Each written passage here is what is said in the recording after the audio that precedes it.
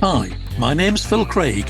I'm a writer, a TV producer, a lover of stories, and a connoisseur of scandal. And I'm on a mission to bring you the most scandalous tales ever told. So thanks for joining me here at the Scandal Mongers podcast. Hello and welcome, and I'm no longer alone, Mok. Always by your side, whether it's virtually or in real life. Well, can I just say, what a lovely backdrop. Is that real or virtual? This is real. This is the Great Hall in my little castle. I don't think I've ever shown it before. So, yeah. Well, maybe it's you that you're virtual and the background's real. Maybe that's it. Yeah, absolutely. I think those two. I'm actually all AI. None of this is real.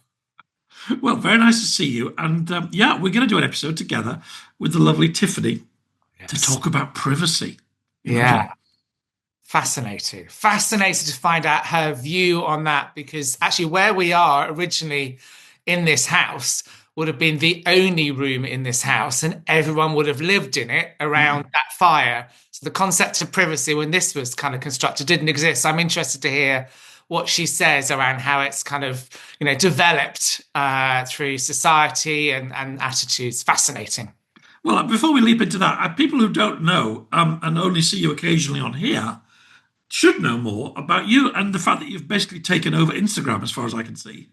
So, I'm loving social media. I'm on Country Living with Mok, if you want to find me. And I talk about living in a little castle in Wales, about slow country living, about bringing the countryside with me when I go on the road. I'm still managing an innovation and leadership agency. I'm still working, paying the bills, and how I bring a little bit of my country life with me. And I'm also starting to renovate the turret and the stables to turn them into Airbnbs next year. So people can come and stay with me outside. Me. Yeah.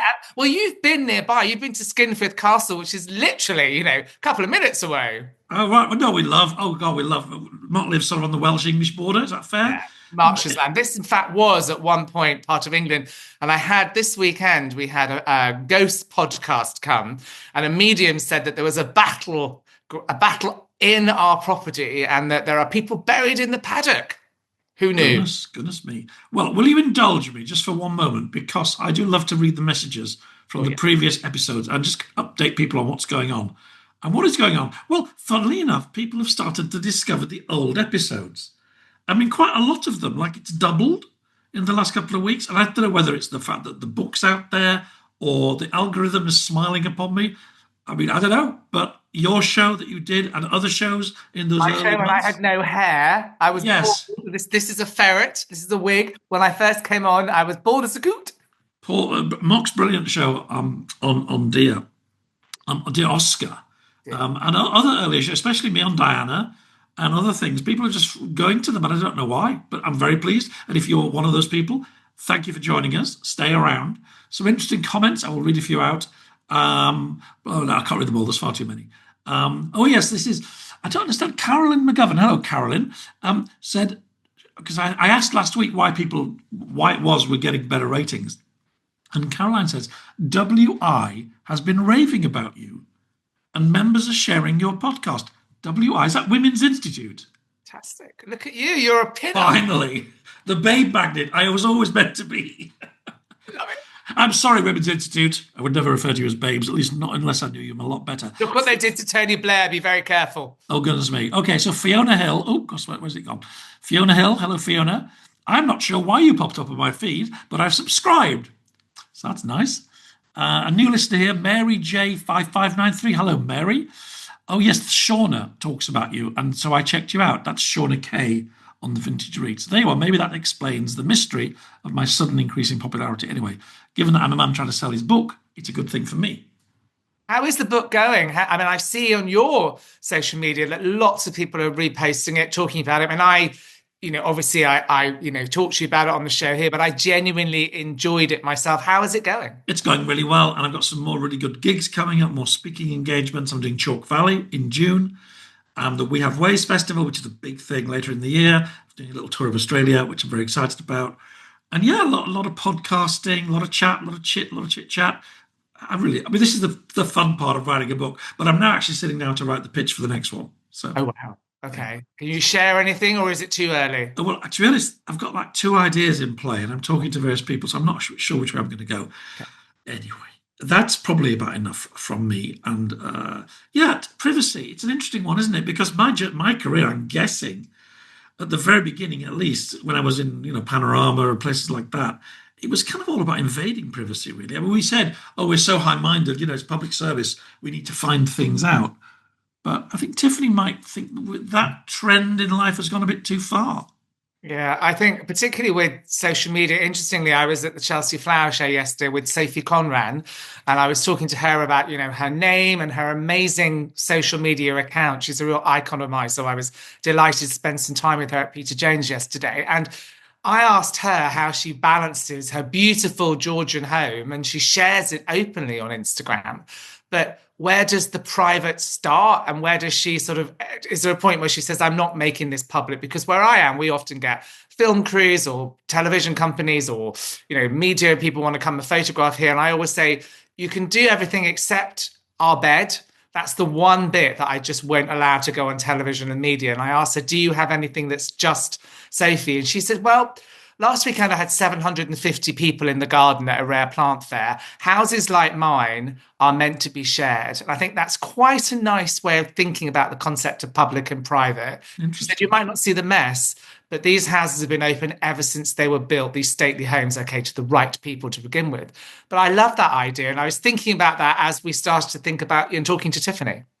It's funny, I remember years and years ago, I first went to China with my friend who was a diplomat working there, and lots of mates of his were Chinese diplomats, and the world was sort of opening and up and changing, so the mid-80s. And they travelled. And some of these men had never, ever slept in a room by themselves before in their whole lives, because their culture was it's probably changed now, but it was so collective. And so they would go somewhere like England or America, and they'd be put up in a hotel, and they would be incredibly lonely, and they would start to move into each other's rooms. Oh, wow. So they would, and I thought, but I guess historically that was probably what Western culture was like for a very, very long time. We were very rarely actually alone. Well, I think when you're alone was about status, I imagine. So again, here, people would have slept downstairs, but there were stairs up here to a very small closet. And I imagine whoever was the lord of the manor here, now it's me, but the lord of the manor then would have had that small space to themselves, retiring to their closet. But so I think it was about privilege and status. All right, jolly good. Well, let's circle back at the end of Tiffany, and we'll sort of say what we think, and we'll say farewell to these lovely viewers and listeners. But meanwhile, I'll leave you to your closet. And I'll join you probably in the closet. You know me. Oh, that's right. You've not been in the closet for a very long time. We'll join each other in very different clothes, no doubt, talking to Tiffany after the break. Okay, here we go. Speak to you soon. Bye. Hello, I'm jumping into the show with an announcement. Sorry, I forgot in all my excitement talking to Mok to explain what's happening with the podcast over the summer. When I say summer, of course, I mean winter to those of you in the Southern Hemisphere. I was going to take my normal summer holiday because I've got a lot on, but I'm not. I'm just going to go do a show every fortnight. So there'll be no show next Sunday. The next one will be the 8th of June, and it'll be a goodie, worth looking forward to it. That's my Jill Hornby show. Now, Jill is the author of Miss Austen, recently turned into a brilliant BBC drama. Her new book's coming out, I think, around then, or maybe a few days before the end of May. And it's called An Elopement. And it's full of wonderful Jane Austen-related intrigues and romances and, yes, scandals. And she's the first novelist I've ever had on the podcast. And she's given me a fantastic interview all about her life, how her life intertwines with Jane Austen's life, actually, including the house that she lives in. And a terrific, warm, lovely interview, actually. I think you'll enjoy her. But that won't be for 2 weeks. And then through the summer, it'll be one show every fortnight. I think that's better than having a holiday and a break, because I think it just it's nice to keep the thing ticking over. And then after the summer, we'll see. Maybe I'll go back to one a week. I probably will. All right. Thank you for this. Sorry for the interruption. And back to the programme you thought you were watching. Okay. See you in a bit. Well, hello, one and all, and welcome to the Scandal Mongers podcast. Tiffany, thank you for joining Mok and I. Pleasure to be here. Yes, you're connected to the Australian bar, to a Welsh castle. And where are you? I'm in Hastings. Ah. So, beginning of English history. Isn't it just? And my daughter and my grandson, and indeed my son-in-law, live around the corner from you in Harold Road. Oh, lovely. Brilliant. So you must come down for things like Jack and the Green, maybe, or All the time. We love it yeah, there. We just love it yeah. there. I'm going to say, reading your book made me feel about guilty about my career choices. Because Okay. I guess I've spent an awful lot of my time in television, especially, digging into private secrets, telling myself it was for the greater good. But some of the stories you tell, I mean, certainly Monica Lewinsky reminded me of how Yeah. awful my trade can be. I think that's right. I mean, there's this inherent tension, isn't there, between privacy and the need to know and the right to know. And certainly in a democracy, you absolutely have the right to know. Various people have tried to curb it. Certainly, you've got with NDAs today, Meghan and Harry, but also back in the past, in the 19th century, with that seminal article, The Right to Privacy. Brandeis and Warren, Victorian lawyers in Boston, worried about gossip intruding into the kind of the home, which was really a fortress then. And they did advocate for the kind of for the private information of private citizens to be off limits, which didn't happen. But yes, there is always that tension. I There's don't know a what, physical. Oh, sorry. no, I was going to say, I don't know what you thought, Mark, but on balance, I felt that Tiffany was making a kind of appropriately conservative argument for restoring privacy. Well, I mean, I'm pretty hypocritical. I've got quite a big Instagram following, which is all about where I live and showing people into my home. But I'm interested that neither of us have our backgrounds blurred.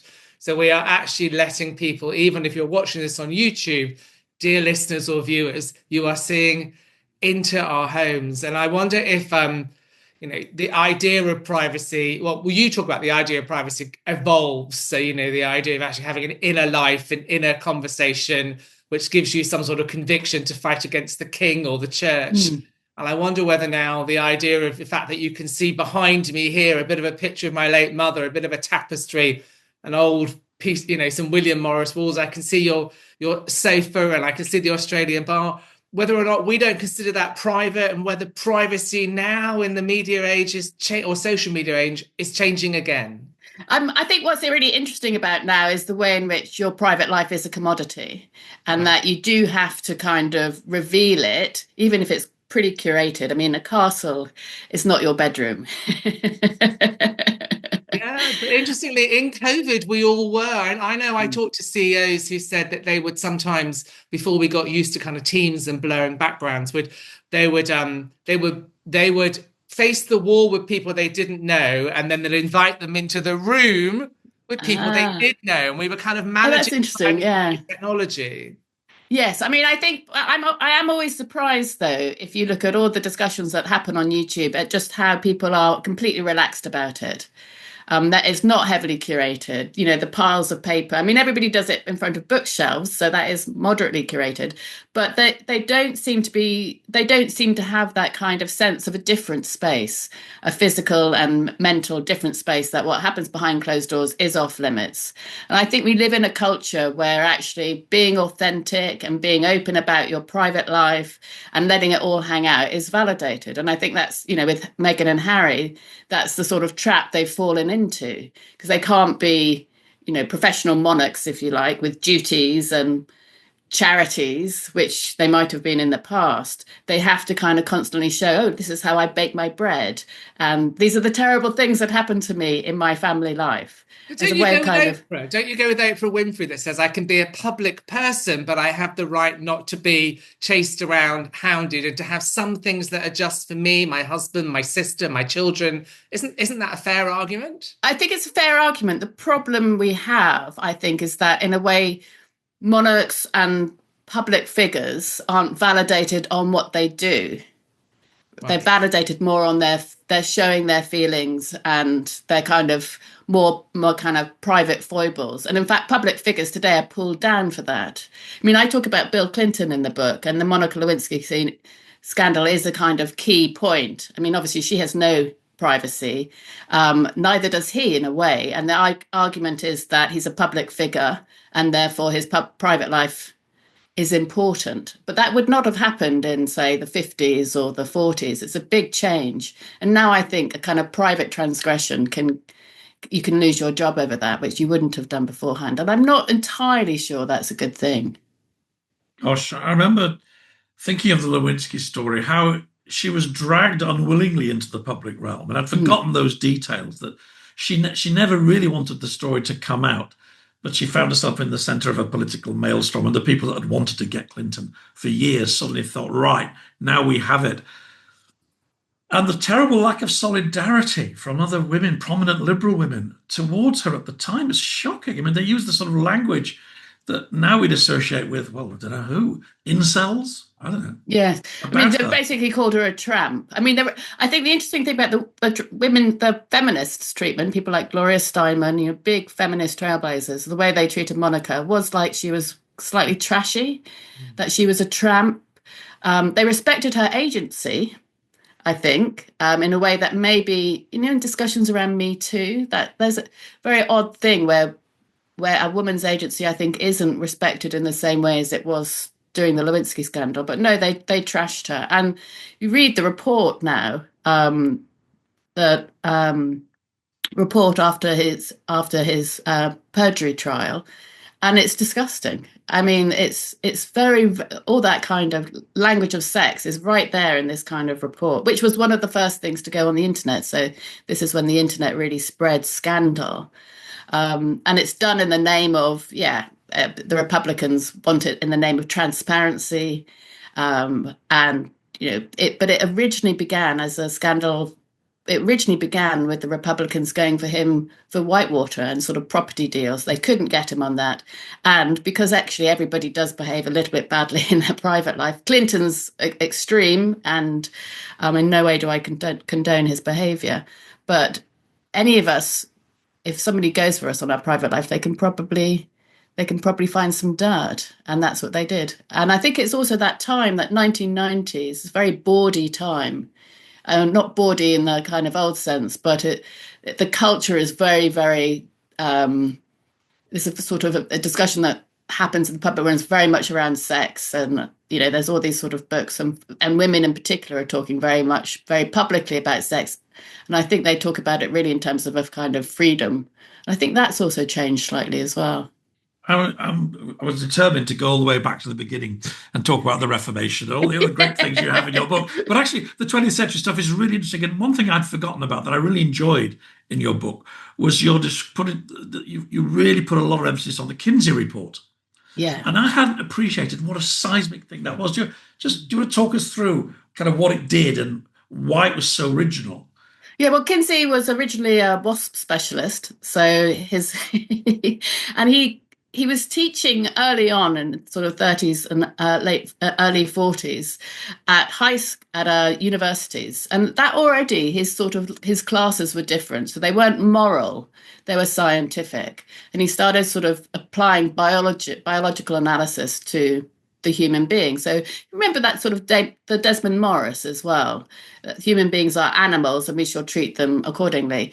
He did a very extensive survey of sex, first of sexual habits, first of men and then later of women, interviewing thousands and thousands of people, and found the stuff that now seems perfectly normal, but then wasn't really discussed in mainstream culture. Homosexuality, affairs, prostitution, all the obvious things, really. But then it was very new. When he released this report, 1948, the New York Times refused to take any advertising for it. They assumed that it would be off limits in terms of public discussion. But of course, it spread through the airwaves.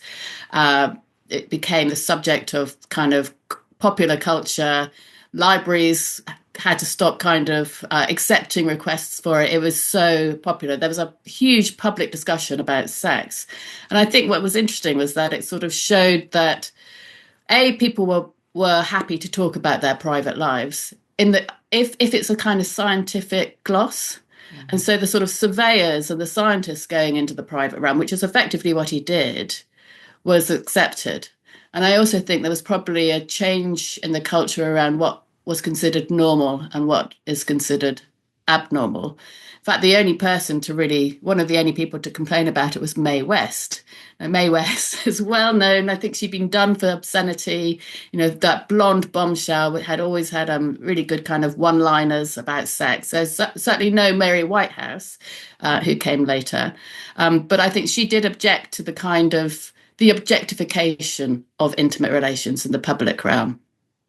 I don't know what you think, Mark, but I mean, I think for a lot of gay people at the time, it was extraordinary just to realise that wide society was understanding that there was quite a lot of you. Yeah, I think that was the biggest shock of all. I think the 1 in 10 came out of that report, that 1 in 10 men had engaged or, were attracted to or engaged in sexual relations with men. And I'm just thinking, when you were saying that, I was thinking we had a copy of it at home with my very strict and Catholic parents. My mother was a nurse.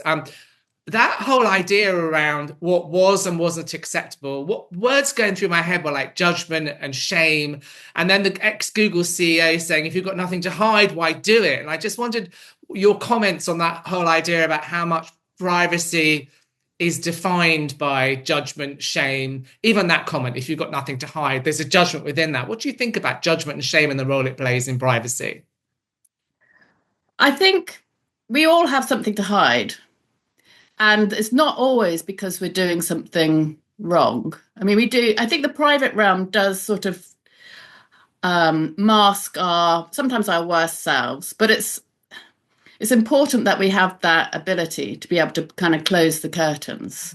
I also think there are lots of things that I would say are private, but they're not shameful. And that it's not wrong to hide things necessarily. It's more like if you expose them, they become public property. And so there are lots of things about our private lives that we don't expose until they're ready for public viewing. I suppose marriage is one of them. Marriage is a kind of way of saying publicly, this is the person that I'm committed to. I want them to have all my stuff when I die. But also it's a celebration of love. But you have to get to that stage in the relationship until, so you are ready to kind of present your private life to the world. There's a notion of rehearsal in private life, like WhatsApps on private groups, what Boris Johnson got up with privately. That whole idea about you rehearse in private and then you perform in public. I'm fascinated because I read that and thought, I don't know. I don't know if I agree that if something's said in private or off the cuff, because of the way I talk, people often assume that I vote a certain way. I think a certain way around immigrants, refugees, or Brexit. And in private conversations, they will say things that I consider quite shocking and challenge them in. So that whole point about rehearsing in private, in my own lived experience, is slightly different. What are your thoughts? Well, you test things out in private, don't you? I think originality begins in private. I think you have these original thoughts. Sometimes they're transgressive, sometimes they're playful, sometimes they're downright, they're horrible. Because there's a kind of a space for emotional release. And, the jokes that you may have in private are not ones that you'd want to see in public. And the language you might use with your partner, very different. Friend might not be what you'd use at a board meeting. Yeah. I mean, I think in private, you do have your own private language. Words take on different meanings. Even, I won't tell you the words that take on different meanings, but because you have this sort of particular context, but also I think you just do need a place to kind of let it, or, to let I really let agree off with steam. that. I remember early in my career, I covered the Hillsborough disaster, which is one of the most shocking stories. I was only 29, but I was running the daily news output of the Liverpool-based Granada Reports. You can imagine the scenes and the pressure and the intense emotions on you would walk into a pub, you would never know as a journalist whether you'd be hugged or somebody would try and punch you. And everybody was very much on edge. And we could not have felt more. I was one of the first people to get to the stadium, non-sports reporters, with my team. And you could not imagine a group of journalists more determined to do right by the community. But in the pub, at the end of the day, we would tell kind of quite, I would say, gallows humor jokes about some of the things that have happened to us. And one of them made its way into the local paper diary column. And of course, everybody had to grovel. But I sort of wonder, is it making us all unnecessarily po-faced? The fact that we're not allowed, even amongst people who we know don't really mean it, to have a little bit of transgressive fun. Yeah. I mean, you shouldn't make fun of the victims for Hillsborough. I didn't mean that. But I just meant in that instance, which was so sort of sacred, what we felt we were doing, there was still a kind of sense of private teasing and naughtiness that felt healthy amongst the group. Once it got out, we all felt awfully ashamed of ourselves. Yeah, it meant two different things. And I think that conversation you had where you thought you were in private, you provided an important function for the people around you. You know, it was a kind of a way of dealing with the horror, you know, and you see that, you know, often with doctors, that kind of black humor, or archaeologists actually excavating graves. There's that dark humor, and it is a way of dealing with the difficulty. And also you're in a group, and so you're sort of sharing that difficulty amongst each other. That's a really important function. You take that away, which I think you have a little now, that kind of, you know, every other story in the press might be about leaking of what, you know, I talk about one in the book with Boris Johnson and Carrie having a row over spilling the wine. Yes, the wine. And he obviously spilt some wine on a white sofa. It's obviously discussions between them about his lack of care and consideration. And this is released to the Guardian newspaper. It's front page news in the Guardian newspaper.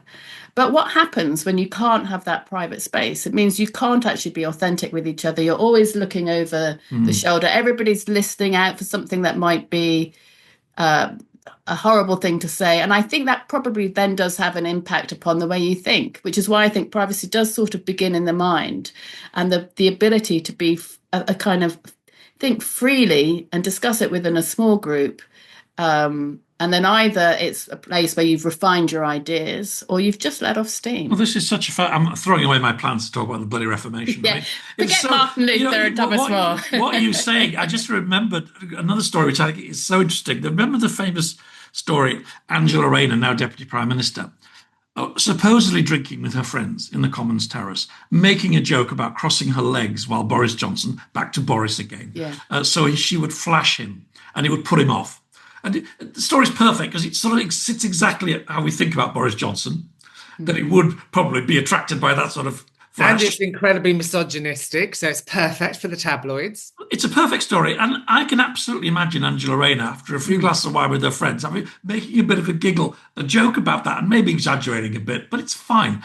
But of course, as soon as it came out in the paper, she had to absolutely deny it. I would never talk about that sort of thing. Yeah. How appalling, how ridiculous. So it's like you're denying a bit of yourself. Yeah. And everything becomes so literal, doesn't it? And at the moment there is this, and there certainly has been recently, this sort of people have been worried to say what they think about things in public. And I think there is this kind of literalness where we don't accept that people are sometimes, we don't accept humour, we don't accept people just having a bit of a laugh, that sort of thing. And if politicians can't do that, I think that's creates a very unhealthy politic, because people like Angela Raina, people like Boris Johnson, you know, they're on show the whole time. They're having to do a very serious job, whatever you think of their abilities to do that or their politics. And they definitely need, for the sake of our kind of political life, they definitely need to have a space where they can just say bad things and mess around. Otherwise, we'll be governed by plasterboard saints, and who wants that? Yeah, and nobody's a saint. I was thinking, you talked about a lot in the book about how architecture and religion and politics shaped notions of privacy, but just carrying on with the Angela Raina idea, that I'm interested how you think gender and class intersect in the notion of privacy. Well, privacy, there's a long history of feminists being against privacy. Well, certainly being against the kind of the confinement to the private realm. I don't know if you've ever read that book, The Yellow Wallpaper by Charlotte Gilmore Perkins, but it's a Victorian novel, and she wanted to change the world, and found once she got married and had a baby, she basically had PTA. What's it called? She was depressed. That's PTSD. right. Yeah. Anyway, It's she had a one. terrible time, absolutely terrible time. And she goes and sees a doctor, and he prescribes her the rest cure, where basically she can only be with her children. She can't touch a pen, and she's got to eat lots of kind of dairy products. Anyway, it doesn't work. So she throws it off, and she writes this novel, the Yellow Wallpaper, about a woman going mad who's basically confined to this room where there's this sort of sulfur colored paper, and she eventually begins to think that she lives inside this paper. And it's a brilliant short story. And she basically said the privacy that women had in the home is different to men, because they very rarely actually had it, and they couldn't leave it in the way that men could. Men could go out and be properly educated, get jobs, they could be lawyers, doctors, whatever, and women. So there's quite an interesting long history of feminists being feeling ambiguous about it. Equally, in the sort of 1960s, 1970s, you had that phrase, the personal is political, where the left and a particular brand of radical feminists started to say, well, what's happened in the home is as important as what's happening in public life for women's equality. And therefore, we really need to target language and child rearing. And so they were also interested in going into the home. So it's tangled in as much as, if you don't have equal rights in the public realm, I think you do end up suffering in the private. In terms of the working class, one argument is that obviously the working classes had less privacy than the middle classes, because you don't have all the kind of furnishings and kind of extra rooms and all the rest of it. And I think that's true. There's also the working class have historically been the target for reform, particularly in the 19th century. Now, not all of that's bad at all. Public health increases exponentially, education and all the rest of it. There's a lot of interventions, but they do also, the kind of reforming middle classes and the philanthropists, often actually who are women, would go into working class homes and say, have you been beating your wife? Have you been drinking too much? Have you been reading this book? This is not very clean. There would be inspections in workhouses and all the rest of it. So it's quite interventionist. And I think the sense, particularly in the Victorians, was that your home life and the conditions in which you live were directly connected to your kind of morality, whether you're a good or a bad person. And so that kind of really gave them a spur to intervene further. So interesting. And I think, we'll all have stories from our family histories, but thinking of my grandparents, in fact, there was a lot of hidden abuse went on in families. And privacy was probably used to justify, no, you can't. There were no social workers. The neighbours would just, if it got really bad, they might call the police, but they probably wouldn't. And I think there's when people talk about the good old days, they forget the terrible levels of kind of private pain. And of course, within institutions, that goes into abuse. And, we're still uncovering things in Ireland, in the Magdalen laundries, in children's homes all around the world of abuse that was, you'd be literally behind locked doors. But it was powerful men had the keys and did what they liked. So. I talk about a case in the book called State versus Rhodes, which is in America, and it's a woman who Elizabeth Rose takes her husband to court for beating her. And the judge, he says, yes, I did, for something that she said. I can't remember exactly what.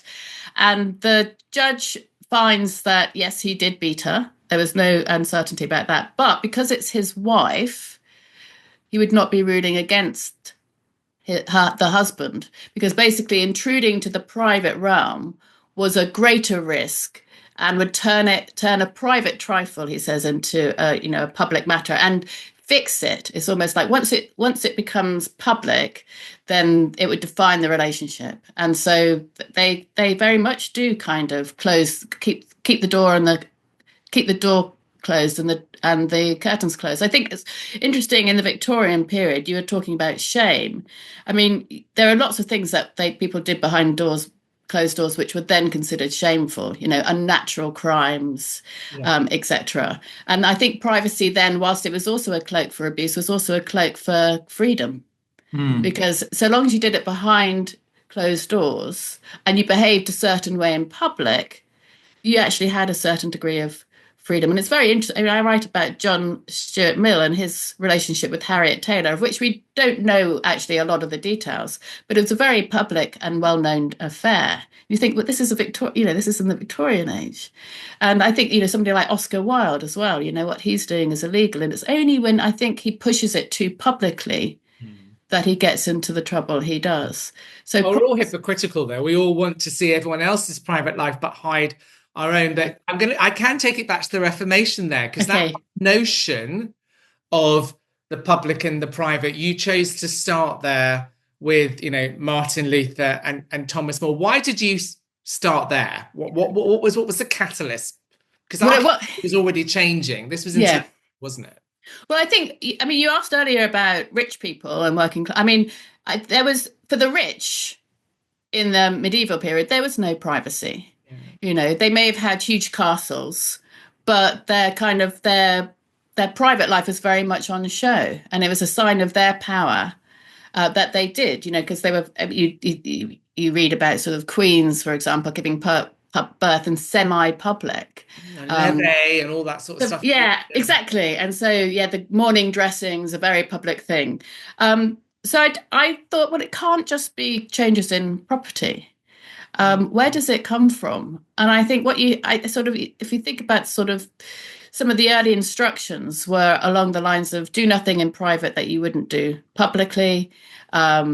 Privacy is for adulterers and murderers. Privacy was seen as a dangerous thing. So how does it change? And I think it does change accidentally, where you have with the Protestant Reformation, I think, does begin a more kind of a focus on literacy, a focus on scripture, gets rid of intermediaries. And so there is this more direct relationship with God. I think that probably created a kind of a firmer sense of interiority and the development of an inner life. But obviously Protestants were also hugely interventionist into the private realm. They wanted to know everything you did in your intimate life. And you had these bum courts and bawdy courts where your neighbours would spy on you and take you to court for fornication outside marriage. So Protestants were not per se respectful of the private realm. And in fact, with something like the Catholic confessional, obviously Catholics had perhaps more of a respect for a degree of privacy. But I think what happens is that you have, particularly in England, after Luther, you have Henry come in and obviously enact the English Reformation for his own purposes. That's a hugely disruptive thing that people like Thomas More can't go along with and loses his head for it. And then you have a new Protestantism with Henry's son. Mary comes in. You have the kind of reinstatement of Catholicism. So I think what you have in England in particular is this flip-flopping between who's in charge. And all of them, to a degree, want to know that not only do you say something that affirms their supremacy in the case of the King, Henry, not only affirms their supremacy in public, but you believe it in private. So these things. Except Elizabeth I, I cannot peer into men's hearts. She does. And love. I know, it's wonderful, isn't it? So she clearly sees that what's happened is that there's division. You have an underground Roman Catholicism growing. So you have these private networks of faith, and people are talking about and writing about their freedom of conscience, being able to worship as they see, as they think is the right way. They think everybody else is wrong, but the way they worship is the right way, the right path to God. So you have these splits between public duty and private faith. And although Elizabeth does not want to molest consciences, she does end up doing so. The Civil War in England. This is hugely bloody place where constantly people are being asked to sort of say something different publicly. And then by the end of the 17th century, we reach a type of toleration, which basically says in private, as a way of dealing with this religious diversity, as a way of ending the bloodshed, you will be able to worship freely. It's relatively freely compared to obviously later, but compared to what went before, that is the kind of creation of a private realm for religious diversity. And I think what the really interesting thing about that is it's nobody wanted to do that. It's accommodation. The private realm isn't seen as necessarily as a good thing. It's just kind of safe. And then there's immediately afterwards these discussions of freedom of conscience in relation to sex. And you see in the 18th century a kind of what has been described as the first sexual revolution. And people are talking about having sex freely according to their conscience, which was originally religious language and now just kind of extends into intimate life. Okay, enough of this highfalutin stuff. I want to bring us up to date. Staying with the royals. Okay. No, it's interesting. No, it's good. Yeah. I've written a biography of Diana. I may have mentioned it on here about 1 million times. I did it over 20 years ago. But I think that the two most significant things that happened in the story of her marriage with Charles were the two tapes. Yeah. I think they triggered everything that happened next. And of course, that's why do you think it triggered? So this is Squidgy Gate and Camilla Gate. Yeah. Well, because not a lot of people know this. Diana knew for nearly 2 years that tape was sitting in the safe at the Sun. She knew that, and she didn't know what was on it. She knew it was a conversation between her and a man. She assumed it was Gilby, and that it was embarrassing. But it could have been anything. Who knows how intimate, how embarrassing. And I think that is why she talks to Andrew Morton. Well, I know it is. And that's what triggers everything that follows. But what's I found very interesting was I remember vividly at the time, because what was I doing? I was working in television, probably still on Panorama, when the Camilla Gate tape came out, which is much more embarrassing and private. Yeah. Everybody's saying, that's it. He's finished. This is absurd. You can't expect anybody to respect a future head of the Church of England, King, when he's been talking about this sort of dirty talk with his, oh my goodness. Do you know what? It's a lovely thing. I love the way The Crown did it recently. They played it as a kind of late night, slightly drunken, affectionate, naughty, private, intimate. Do you know what? It's great. And we've all got over it. And that's, I think, we've all done it. Maturity. We've all done it. We all saw ourselves. I think so. Absolutely. And I felt that maybe that's a sign but with a shudder, right? Because I don't want my private conversations to my husband made public. And so we relate to Charles, but also it's just like, oh God, oh God. Yes, doesn't it also show how, I'm a big Diana fan, but doesn't it also show how incredibly connected they were? I mean, this is a conversation of two people who are emotionally deeply attached, sexually and emotionally, very much in love, I think, which is quite sweet, actually. But yeah, I mean, and Camilla has now been accepted, I think.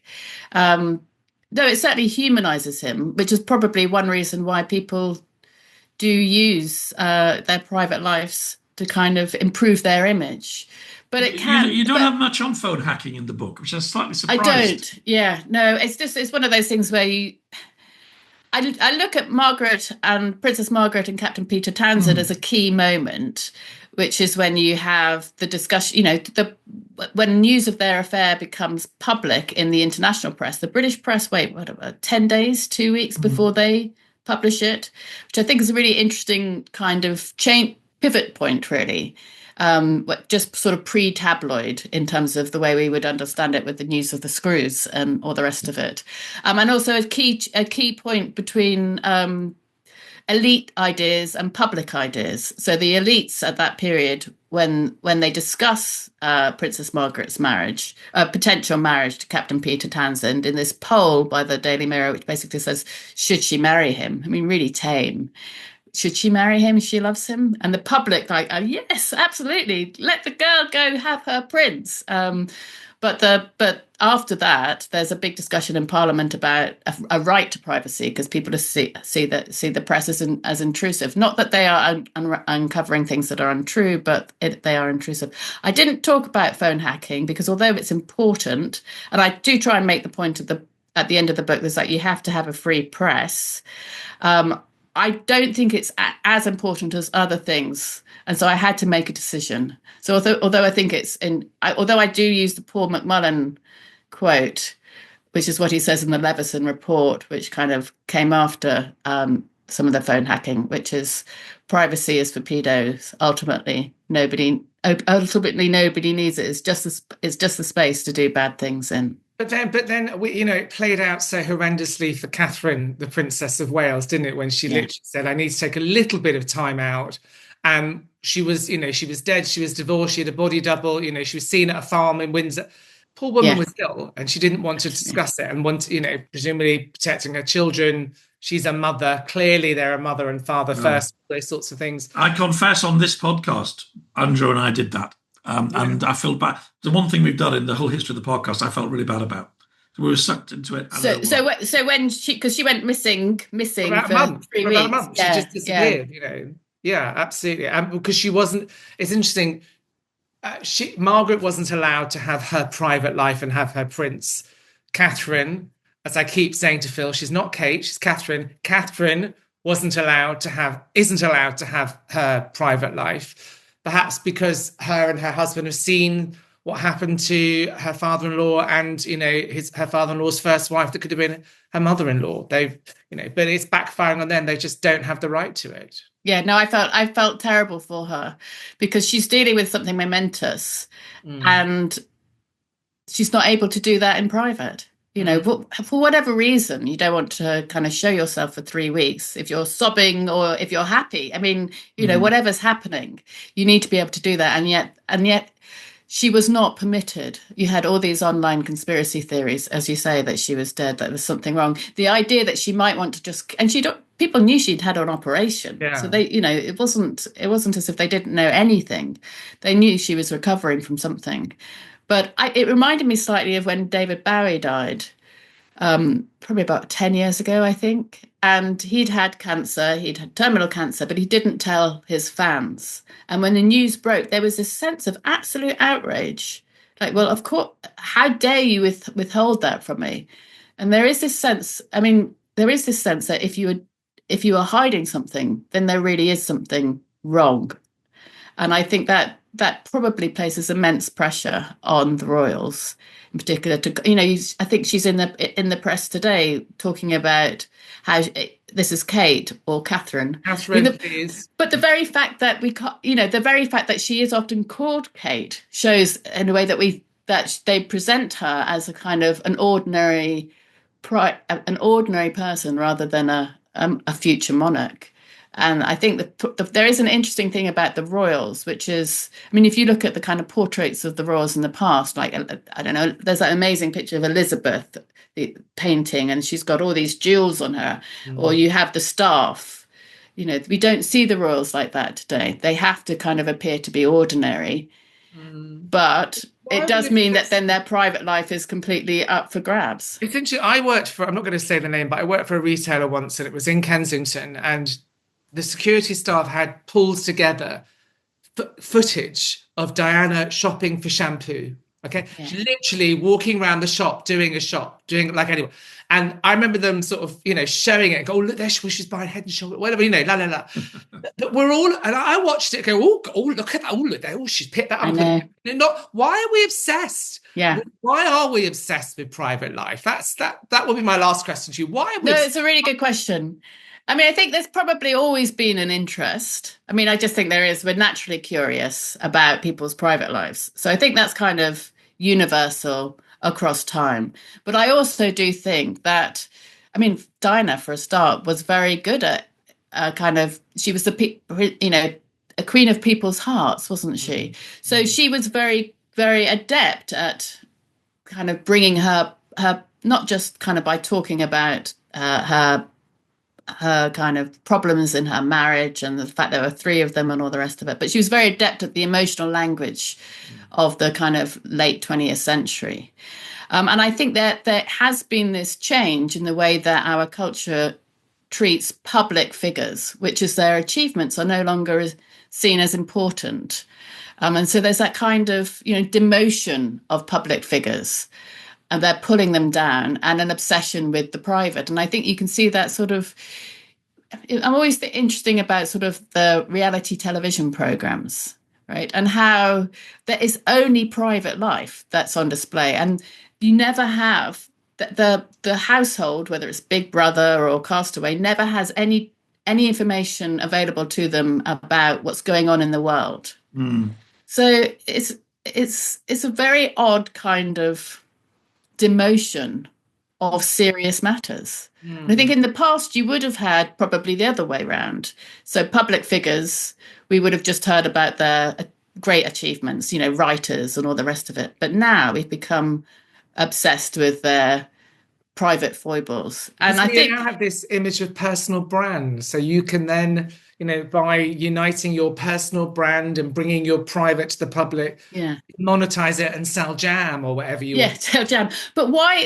Interesting question is why does your personal brand have to be so much about your private life and not about what you've written or whatever? Like biographies of somebody like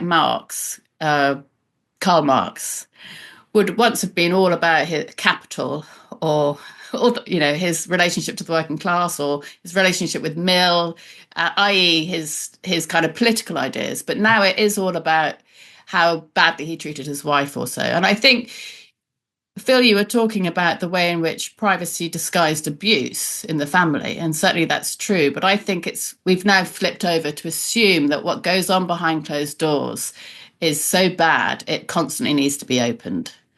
So it's a kind of the valuation of the private and the family has flipped over, and I think you can sort of see that happening from the 70s onwards. Well, my big thought, the book is so entertaining, and this is meant as a deep compliment. It reminded me of Christopher Hitchens, who I used to know, and the range of ideas dealt with in an entertaining style, really, really good fun to read and challenging.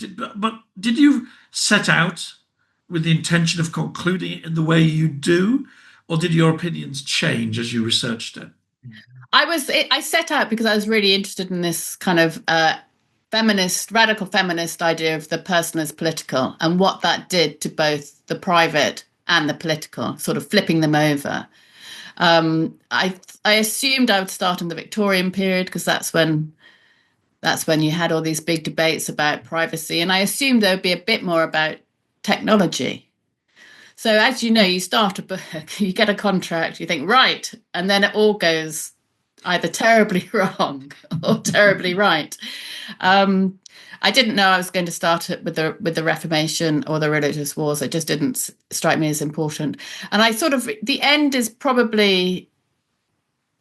is it's a very abstract concept that I'm talking about, which is the relationship between public and private. And how do you do that? It's constantly moving and constantly changing, and trying to deal with the way in which the dissolving of the barrier or the boundary or the border between public and private has also impacted on public life as well as private life was where I ended up saying we're just really confused about what should be public and what should be private. I didn't know if that was, I didn't start with that in mind at all. So it changes completely. And I think once you've published a book and then you actually take it out in public, that's when you work out whether if you've missed something out, you haven't quite understood something. I sometimes wish you could sort of do your book tour talking to people. You obviously can in a kind of minutiae, but because you can send it out to readers, but it's when you get responses that you think, God, yeah. Or, oh, I didn't quite explain that. Or, oh, actually, that really landed. Well, that's why God gave us the paperback. So you can do a revision. Great. I certainly will. No, great pleasure to talk to you. I think anybody who's got any interest in history or indeed society would get a load out of your book. Really, so much to think about. And you talk about it so brilliantly. Thank you for joining us. Oh, it's a pleasure. Thank you. I will see you very soon, hopefully at your book launch. Yes, come. Bye. Bye-bye. So it's funny, this often happens with me, maybe especially when you and I are together. I did have a plan for that interview, but it just was like, I just thought there was a lovely chemistry, just like mates talking. It sort of went off on its own tangent, you know what I mean? Yeah, absolutely. I think it was really an engaging chat because it's something she's obviously if you can be passionate about personal and private life, she really is. And I think we all, particularly when, the game that we're in, where we're talking to people, whether it's on YouTube or on Instagram or whatever, we're in that sort of dual space. I think I certainly found it absolutely fascinating. It made me think a little bit around what I do and don't share. I've got, as I said, the bed I don't share, but I'm wondering if there's anything else that I might draw back from a little bit as a result of our call. Yeah, I remember back in the days when I used to hang out with rock stars, and yes, I did. I did indeed. And maybe I should talk more about that stage of my life. But I remember one of the managers saying the key thing when you're about to be famous is to start holding back. Is that you don't push yourself. You make it a little mysterious. You make your appearance a little bit special. Yeah. I don't know whether that works in the age of attention-seeking podcasters like myself, but and I'm probably not poised to become an international rock star. But I always thought about that. I thought it was quite interesting. Well, everyone likes a little bit of mystery and maybe having the veil pulled back slightly, but there's still a veil. And we can never be, I don't think we can ever be completely ourselves unless we are completely alone. There's a fantastic, This Side of Paradise, Amory Blaine, who's the lead character in the book, F. Scott Fitzgerald. At the end, he shouts, "I know myself," he cried, "but that is all." And I was, again, reflecting on that when I was, thinking about the interview there. To know yourself, you have to be completely comfortable with who you are. And you probably only really do that in private. But one thing we didn't talk about, and I'd like to ask you, because you're very social, I've seen you at social events and I've seen you at your book launch, that whole idea of someone who's as social as you, do you get your energy from other people, or do you need to go regroup on your own to allow you to get that energy in private before you then go out publicly and become Phil, the author, the podcaster? Good question. I think actually I was always rather gregarious, which is right. A posh way of saying show off. But writing a book, as you know, you spend an awful lot of time by yourself. And that has been the big change for me, because 40 years in telly, it's a very social business, which is its pleasure, sometimes its curse. And so actually I was rather craving the first invitation to the literary launch. I joined a sort of dining club of other authors as well. And I sort of felt I'd actually rather missed that. But I think the podcast helps. I feel, even though I've not met many of these people physically, I've met you and a few others, the fact that I do this like once a week, I get stimulation from them, from the writers, and I think it's probably helped me write as well a little bit. Right. I don't know. Well, there you are. All sorts of psychological insights into your life, into mine, into privacy. What more could you want? Plus, it's free. Yeah, absolutely. All they have to do is subscribe, and then it just comes in their inbox, doesn't it? I know. I'm always being told don't forget to say like and subscribe, and also you can buy a mug. You've got one of our mugs, haven't you? I don't have one of your mugs. You must have. I don't think I do. And I'm very sad I don't appear. I know I appear occasionally on the podcast, but maybe we could have a Christmas special mock mug. Oh, my goodness. Do you know what? We could mock one up. No, let's do that. I'm really sorry. I'd assumed I'd given you one. I will. Next time I see you, I look forward to receiving it. It's a very desirable, in Wales, yes, a very desirable object, as are you. Take care, Mok.